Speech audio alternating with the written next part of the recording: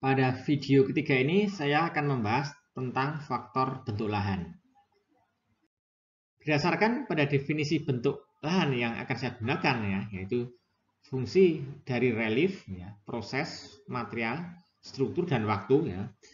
Kelima faktor ini akan kita gunakan untuk mengkaji setiap bentuk lahan berdasarkan genetiknya. Ya. Jadi bentuk lahan gunung api ya, akan kita lihat reliefnya bagaimana, prosesnya bagaimana, materialnya bagaimana, strukturnya bagaimana, dan waktunya bagaimana. Demikian juga dengan genetik bentuk lahan yang lainnya. Apa itu relief? Ya, relief secara umum merupakan bentuk muka bidang ya, atau tempat di permukaan bumi. Kalau proses adalah kejadian-kejadian yang berlangsung di muka bumi. Material ya, bahan ya, dan hasil ya, berupa batuan maupun tanah ya, yang ada terhampar di muka bumi. Dengan struktur kulit bumi, ini merupakan arsitektur permukaan, dan nantinya kita berbicara stratigrafi. Ya. Juga salah satu adalah erosional ya, yang kemudian memicu proses mengukir permukaan bumi. Berikutnya adalah waktu ya. Ini kita lihat waktu geologi ya. Kemudian waktu penggunaan BP nantinya ya, belum Masehi ya. Dan tahun ya.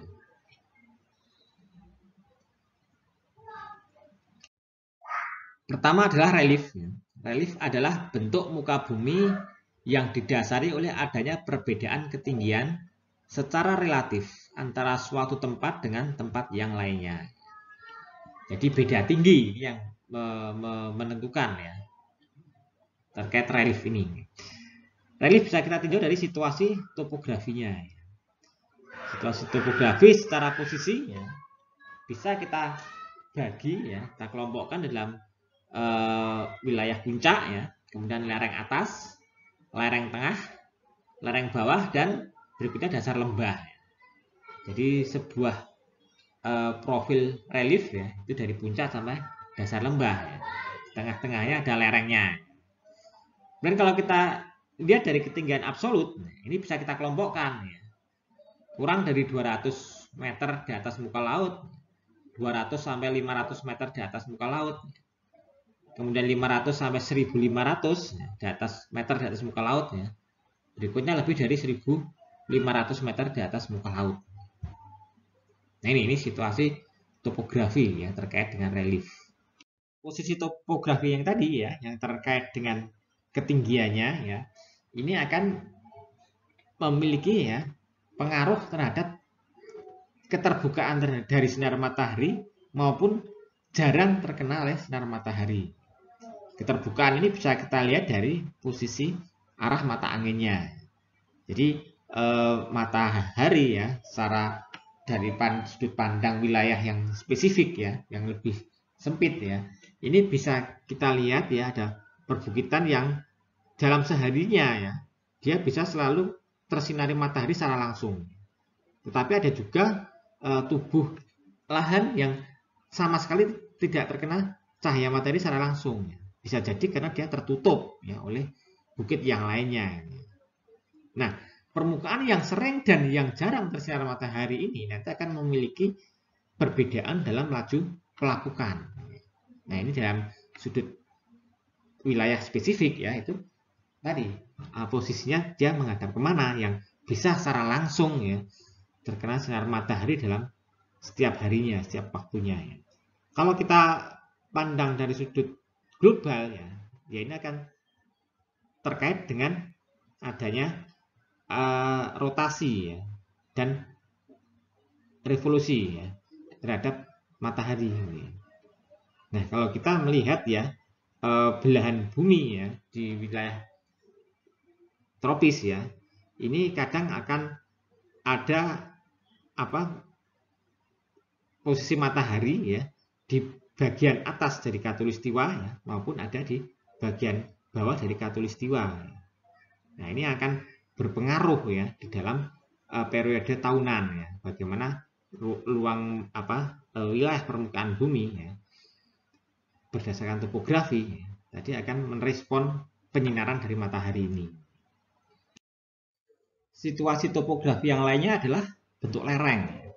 Nah, bentuk lereng secara umum ini bisa kita bagi ke dalam bentuk lereng cembung, cekung, dan datar. Nah, bentuk lereng umum ini kemudian bisa kita kelompokkan lagi ke dalam sebuah subbentuk umum, yaitu cembung beraturan, cembung tidak beraturan, cekung beraturan, cekung tidak beraturan, dan datar beraturan serta datar tidak beraturan. Nah, kita bisa lihat ya, yang beraturan itu ya kurang lebih relatif sama reliefnya. Ya. Kemudian kalau yang ini agak kasar, yang satunya ya, yang tidak beraturan. Ini bentuk lerengnya. Kemudian bentuk lembah. Ya. Bentuk lembah ini juga bisa kita lihat ya, adanya yang dangkal, ya. Ada yang berbentuk U, ada yang berbentuk V. Berbentuk V ini pada umumnya ada di lahan atas ya.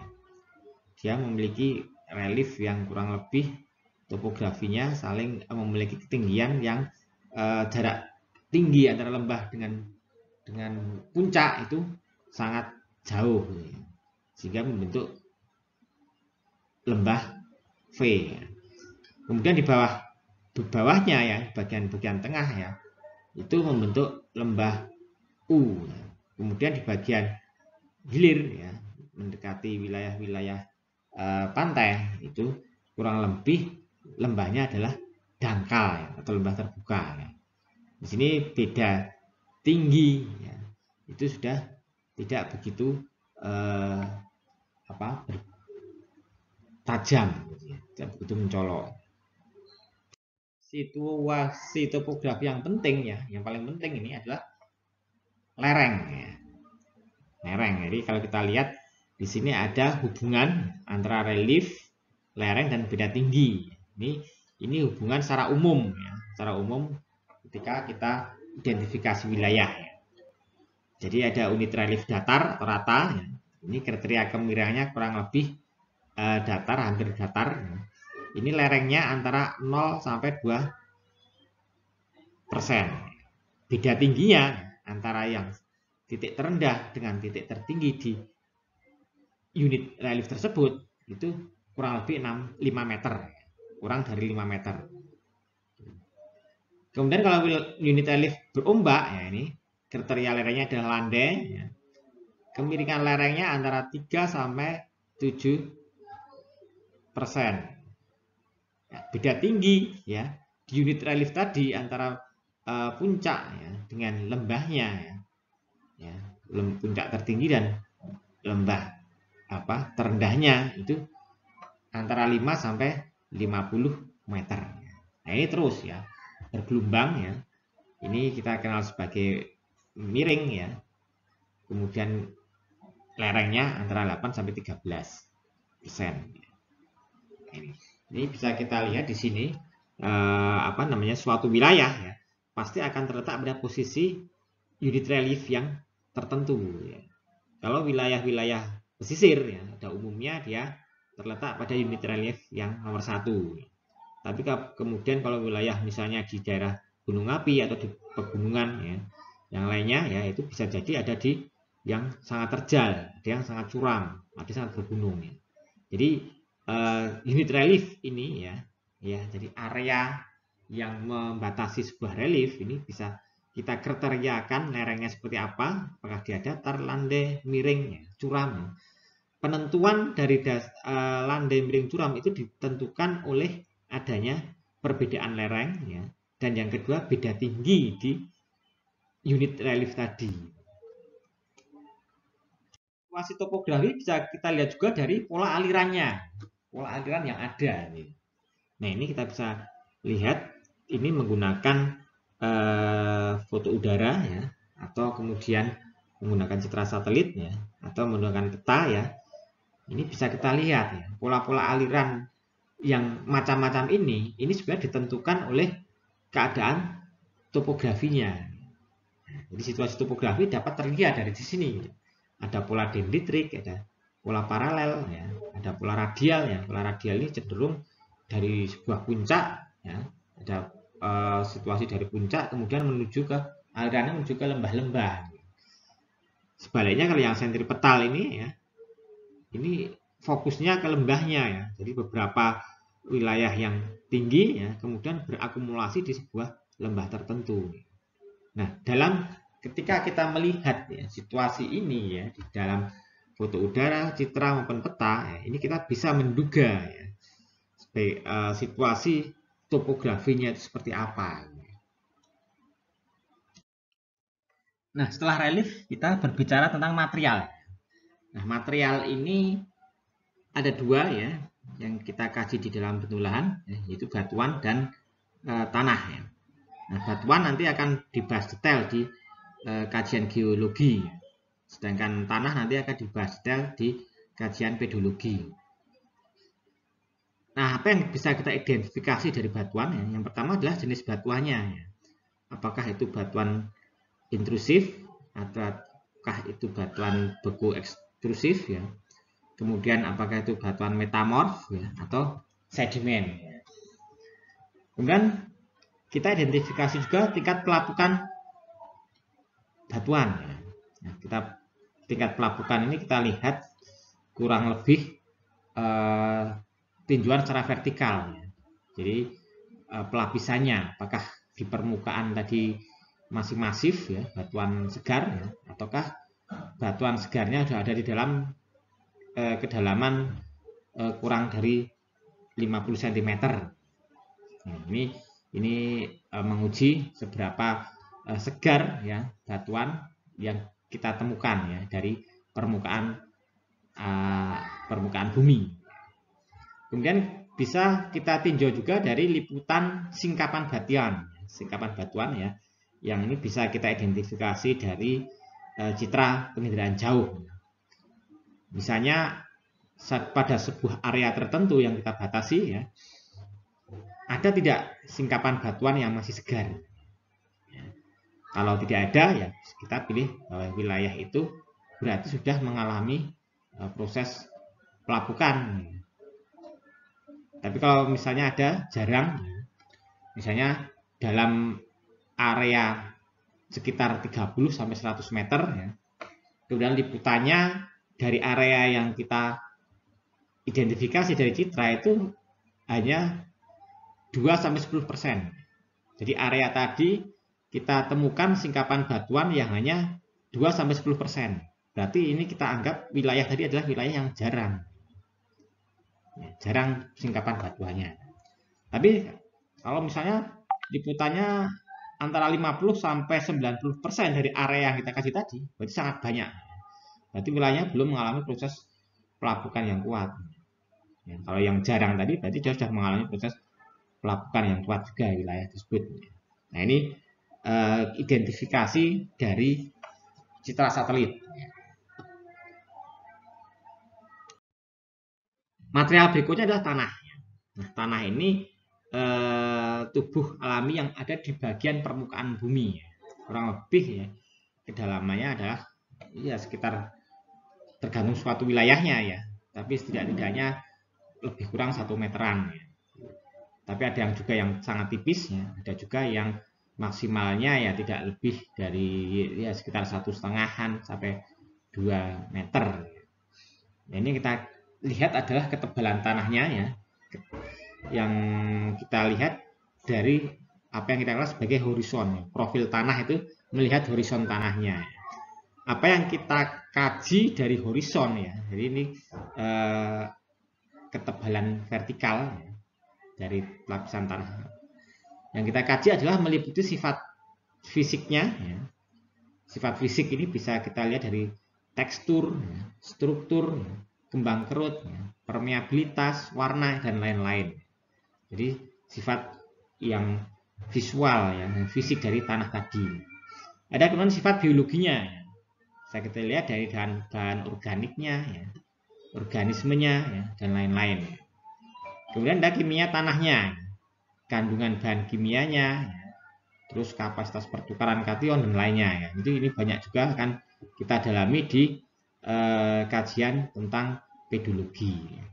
Tapi yang jelas bahwa informasi terkait dengan tanah dan informasi terkait dengan batuan ya, ini menjadi penting di dalam kita mengkaji bentuk lahan. Karena perkembangan tanah ya, maupun perkembangan batuan itu bisa mengidentifikasikan karakteristiknya proses bentuk lahan ya, yang di masa lampau itu seperti apa maupun kondisi saat ini seperti apa. Berikutnya adalah proses. Proses merupakan semua gaya yang mengakibatkan perombakan bentuk muka bumi oleh tenaga eksogen sehingga memungkinkan terjadinya stadium muda, dewasa, dan tua di permukaan bumi. Ini terkait dengan tenaga eksogen ya. Peristiwa yang terjadi adalah salah satunya erosi ya. Erosi adalah terlepasnya partikel tanah terangkut dan terendapkan.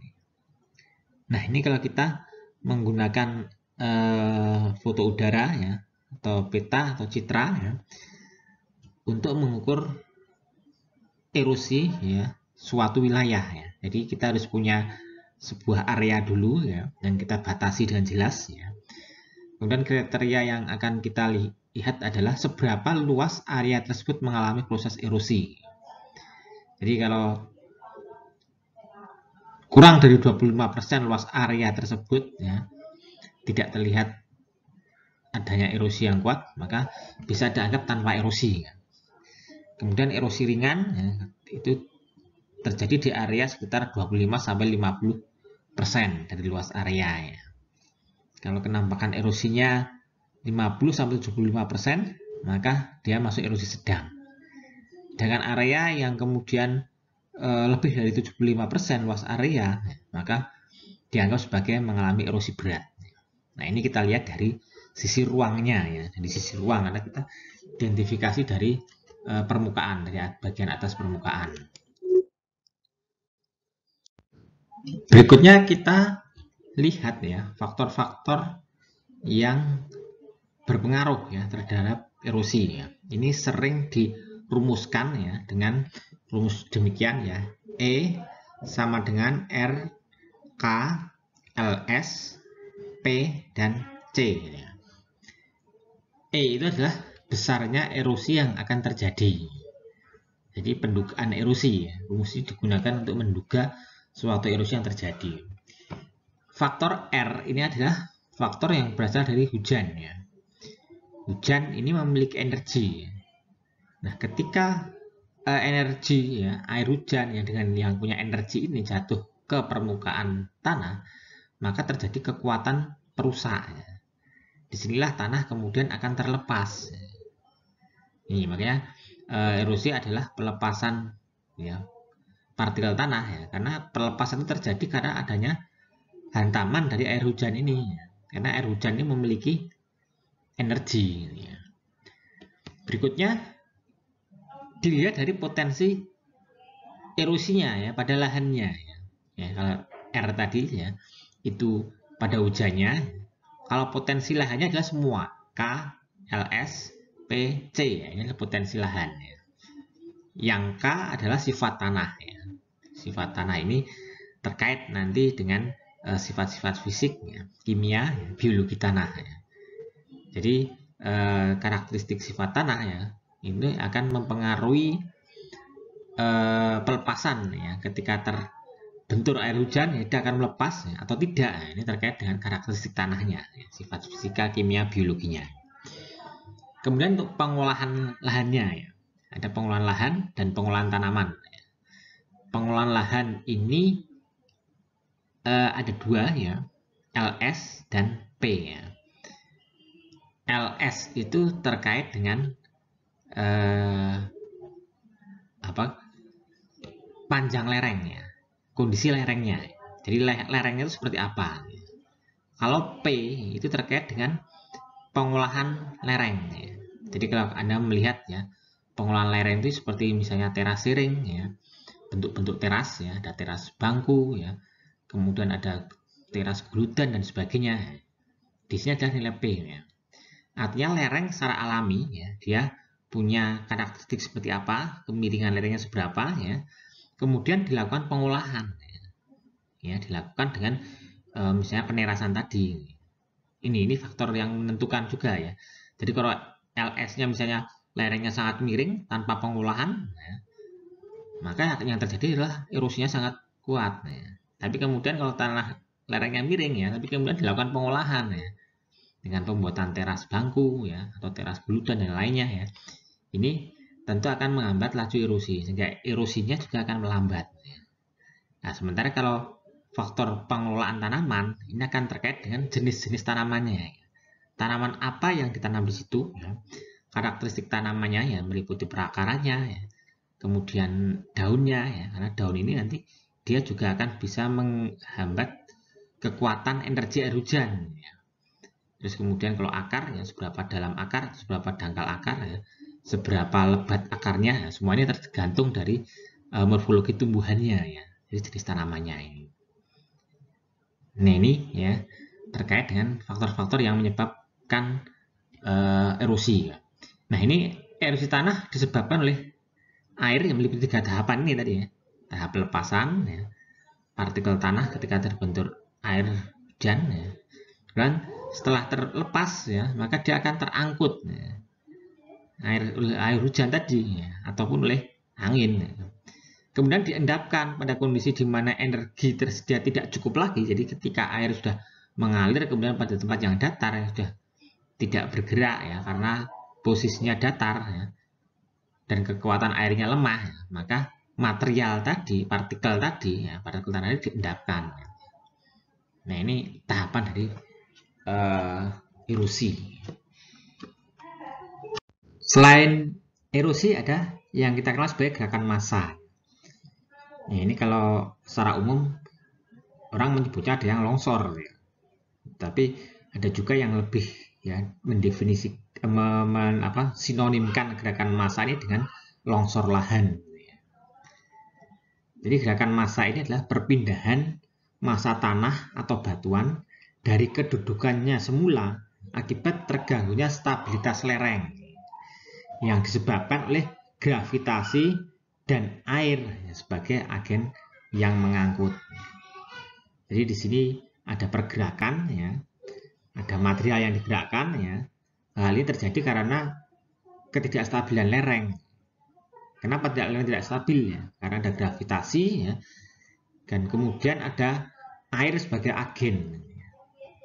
Ini sangat kompleks ya longsor itu. Nah, kita lihat beberapa tipe ya, gerakan massa di sini ya.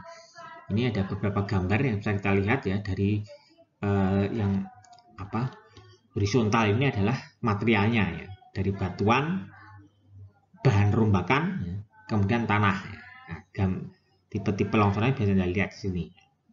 Kemudian pada sisi ke bawahnya ya, sisi vertikalnya ada tipe jatuhan.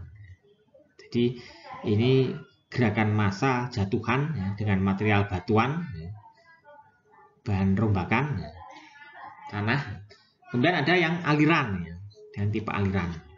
Nah, tipe aliran ini biasanya memang faktor air sangat kuat sekali, ya, sangat dominan di dalam sebagai agen pengangkut.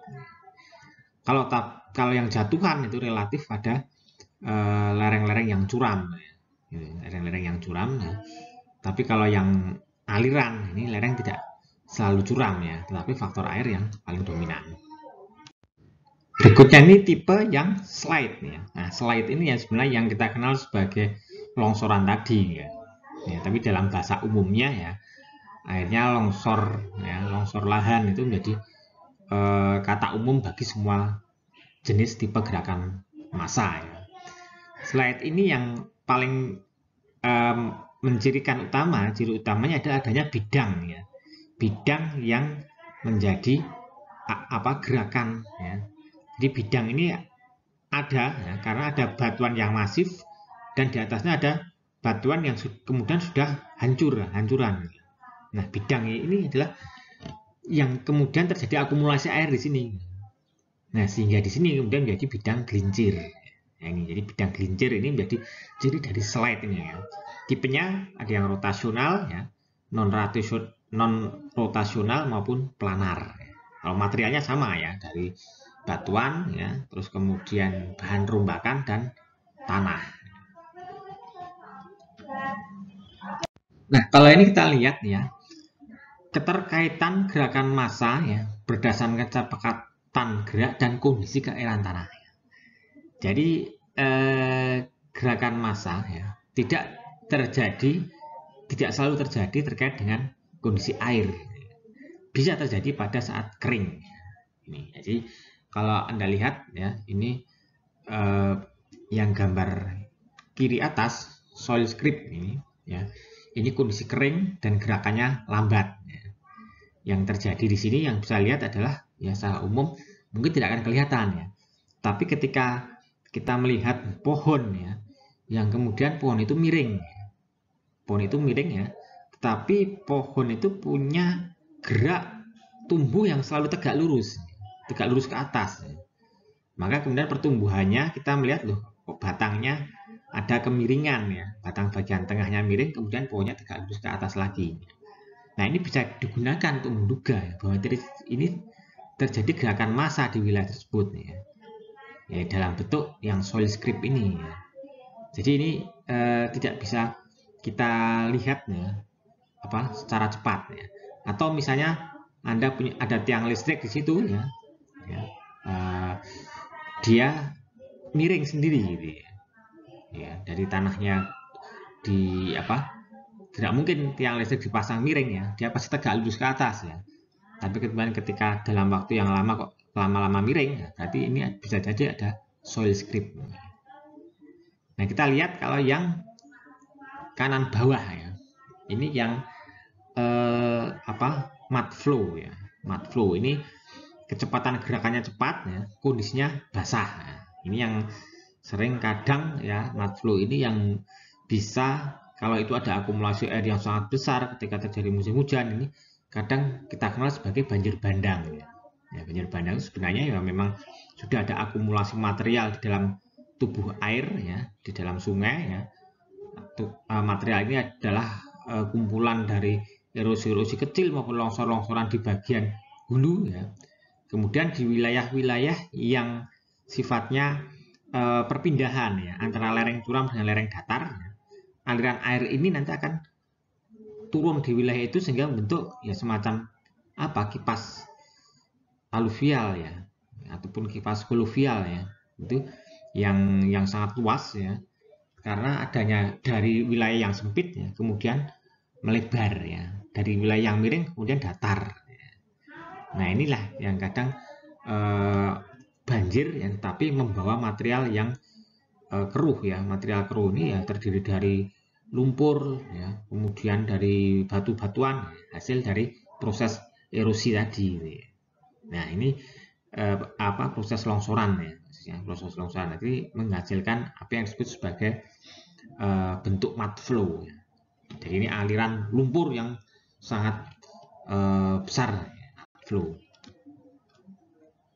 Yang berikutnya adalah struktur. Nah struktur ini bisa kita lihat, kita tinjau dari dua bagian yang berbeda. Yang pertama struktur sebagai arsitektur muka bumi. Ya, ini terkait dengan ilmu geologi ya. Jadi geologi ini secara mendalam ya, membahas struktur ya.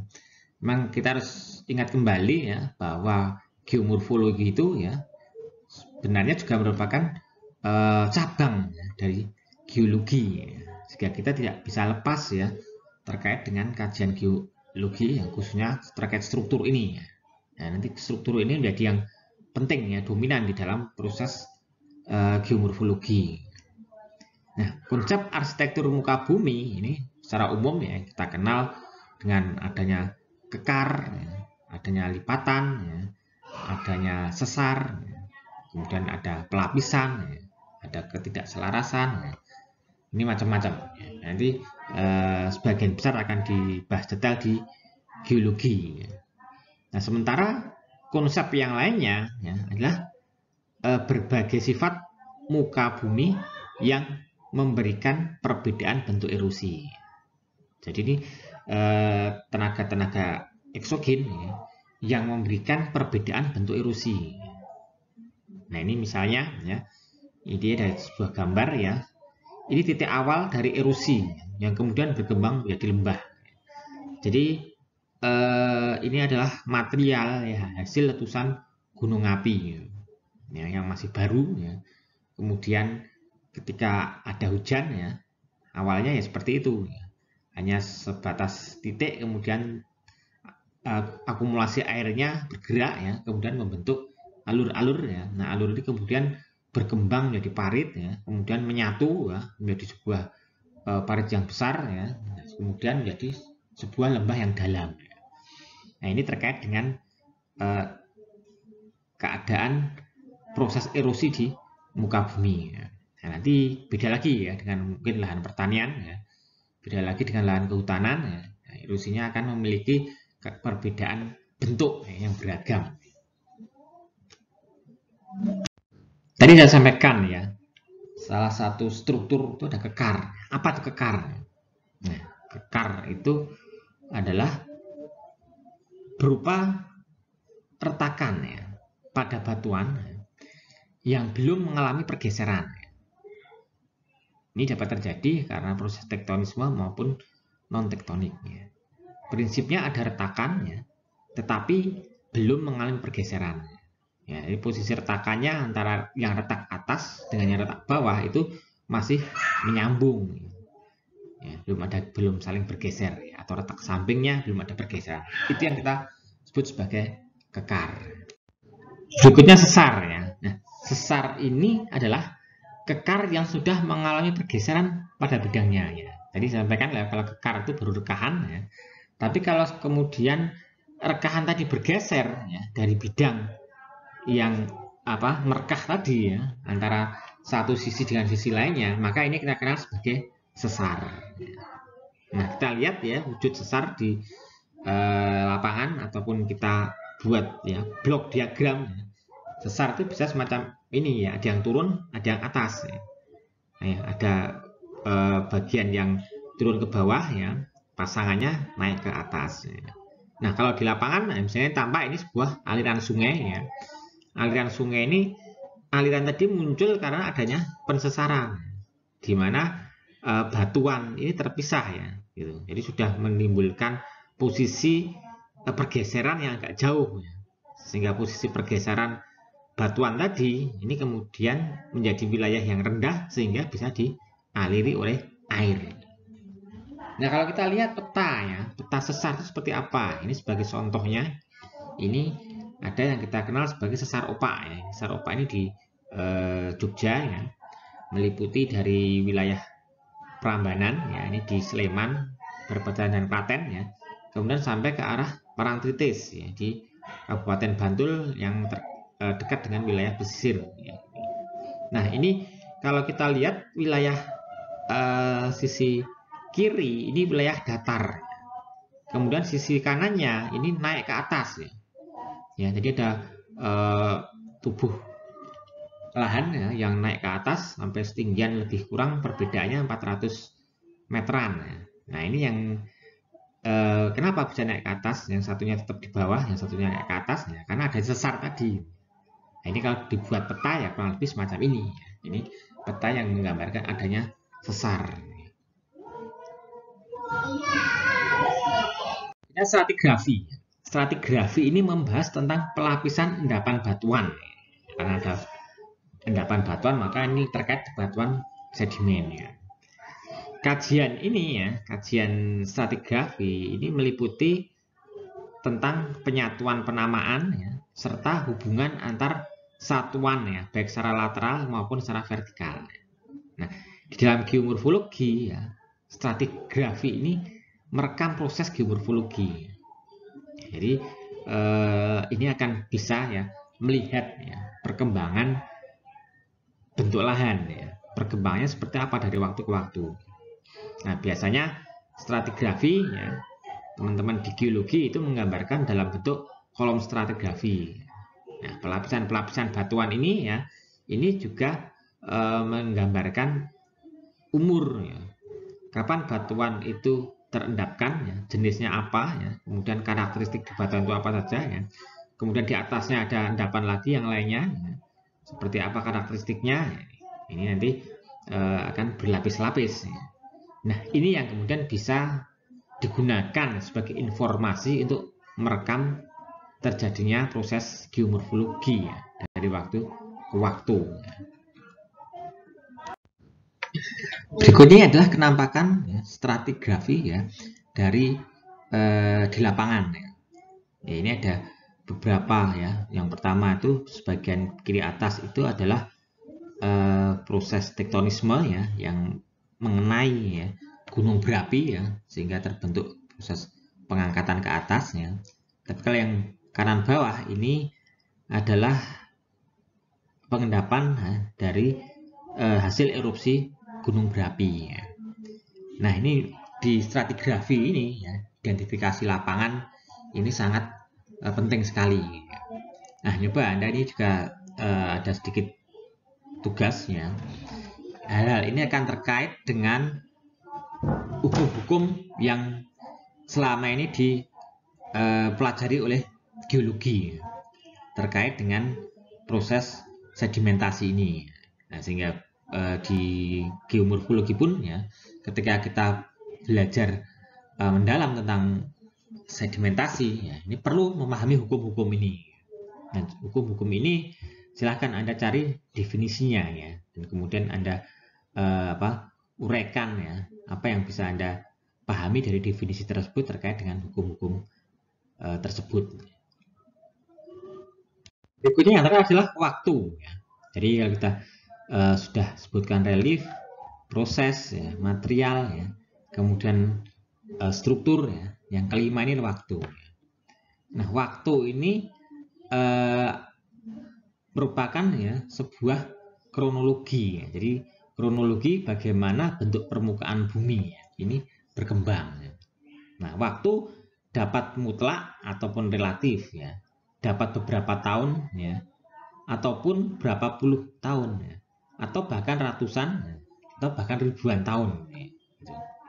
Nah, ini sebagai contoh ya penanggalan waktu ya, untuk penggunaan ya, waktu dengan menggunakan istilah BP ya, before the present ya. Ini secara internasional pernyataan tahun BP ditetapkan tahun 1950 sebagai awal ya.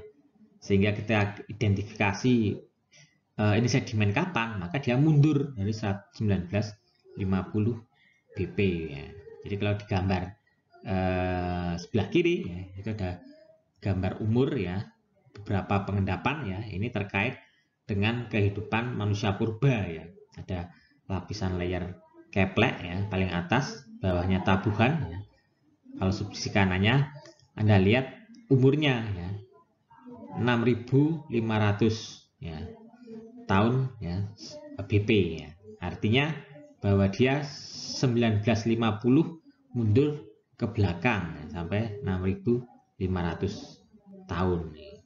Itu endapan permukaan yang ada di situ ya.